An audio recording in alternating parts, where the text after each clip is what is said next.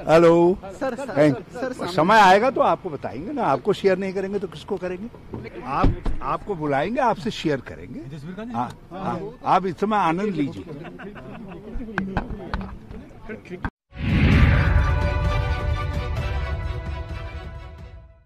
नमस्कार, इन खबर में आपका स्वागत है। राजनीति हो या निजी जीवन, काल चक्र सबके लिए बराबर ही होता है और समय ऐसा बलवान है कि वो सबको आईना दिखा देता है। अभी पंजाब में कुछ ही महीने तो हुए हैं जब कैप्टन अमरिंदर सिंह और सिद्धू में वार छिड़ा हुआ था, तो यही हरीश रावत जो है बीच बिचाव करने की कोशिश कर रहे थे और जो हाई कमान कहता था वही करते थे। बाद में वो कैप्टन की आंखों की किरकिरी बन गए। खैर, वो वहाँ के प्रभारी पद से हटा दिए गए और उसके बाद उत्तराखंड भेज दिए गए। माना ये गया कि उन्हीं के नेतृत्व में चुनाव होगा और अब आज अचानक उन्होंने एक के बाद एक कई ट्वीट किए और उस ट्वीट में अपनी विवशता दिखाई है, अपनी लाचारी दिखाई है कि और ये कह रहे हैं कि मानो अब उनके रिटायर होने का समय आ गया है, क्योंकि जिन लोगों के हाथ में सत्ता है यानी जहाँ से निर्देश लिए जाते हैं, उन्होंने कई ऐसे लोगों को बिठा रखे हैं जो जिनका हाथ सहयोग के लिए आगे नहीं बढ़ रहा है। कहना वो ये चाहते हैं कि चुनाव लड़ना है, चुनाव लड़ने का समय आ गया है और जिन हाथों को सहयोग करना चाहिए, जिस संगठन को सहयोग करना चाहिए, वो संगठन सहयोग नहीं कर रहा है, मुंह फेर ले रहा है।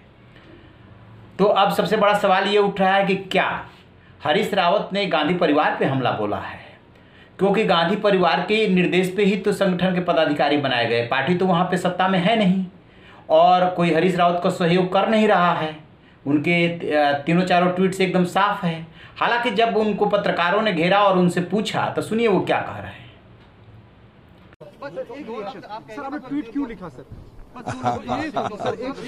सर दो शब्द बोल दीजिए सर। देखिए सर क्यों लिखा? मैं तो आपको सामने से सामने। हेलो सर समय आएगा तो आपको बताएंगे ना। आपको शेयर नहीं करेंगे तो किसको करेंगे?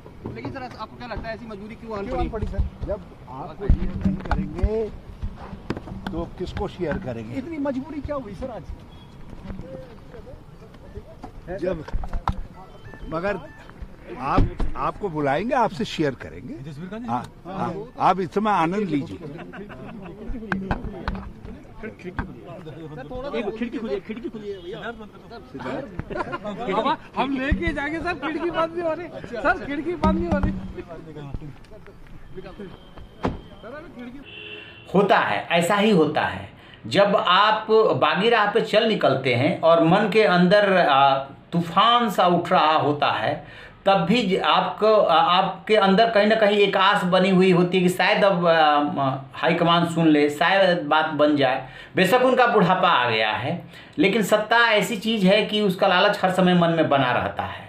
हरीश रावत उसी कस्मकस में है कि रिटायर हो जाएं या एक पारी और खेलें। यही तो कैप्टन अमरिंदर के साथ भी हुआ था। उन्होंने पहले कहा था कि ये उनकी लास्ट पारी है, बाद में कहा कि एक पारी और खेलूंगा। बस इतना कहाँ बर्दाश्त था। सो पाजी यानी सिद्धू जी उनसे भिड़ गए तो पूरा पाला उधर हो गया जिधर की गांधी परिवार था, उसमें हरीश रावत भी थे, गांधी परिवार के साथ हो गए। लेकिन अब आप उत्तराखंड में जो कुछ भी हो रहा है तो उन्हें लग रहा है कि गांधी परिवार के निर्देश पे ही जो संगठन है वो उनका साथ नहीं दे रहा है, तो फिर वो चुनावी बैतरणी कैसे पार करेंगे? तो इसी को तो कहते हैं वक्त। अभी कुछ ही महीने बीते थे वहाँ पे, अब यहाँ पे दरअसल है क्या कि कांग्रेस के अंदर एक बहुत ज़बरदस्त मंथन चल रहा है, एक बहुत ज़बरदस्त डिवीजन हो रहा है। वो है पुराने और नए लोगों का। जो पुराने लोग हैं, चाहे कैप्टन अमरिंदर सिंह रहे हों, चाहे हरीश रावत हों या और भी जो पुराने नेता हैं, कहीं ना कहीं राहुल गांधी के टाइम में अपने को उपेक्षित पा रहे हैं या उनकी भी गलती हो सकती है कि वो चाहते हैं कि हमेशा एक सा समय रहे और उन्हीं की चलती रहे।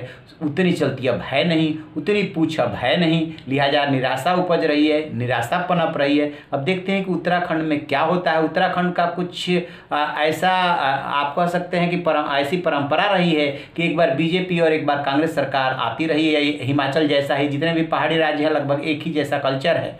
तो इस बार कांग्रेस काफ़ी उत्तराखंड से उम्मीद लगाए बैठी है और बीजेपी को ये है कि रिपीट होना है। इसी बीच में आपने वहाँ एंट्री मार ली है, वो भी जोर आजमाइश कर रही है। तो यदि इस तरीके की स्थिति पैदा होगी तो फिर कांग्रेस की नैया कैसे पार लगेगी? देखते हैं कि और क्या क्या डेवलपमेंट होता है। तो अपडेट पे नज़र बनाए हुए, जैसे कोई अपडेट मिलेगा आपसे साझा करेंगे। रहिए ना बेखबर, देखते रहिए इन खबर। Thank you.